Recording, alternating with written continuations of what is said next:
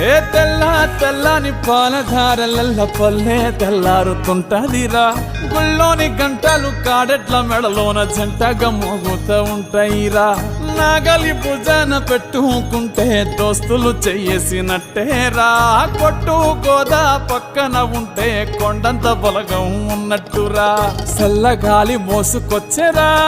సేను శిలకల ముచ్చట్లు దారి పొడుగు సెట్ల కొమ్మలా రాలుతున్న పూల సప్పట్లు గట్టి మోపులు కాల్వ కట్టులు చెమట సుక్కల్లో తడిసిన ఈ మట్టి గంధాల ఊరు పల్లెటూరు దీని తీరే అమ్మ తీరు రంగులోన దాసి పెట్టి కొడుకుకిచ్చే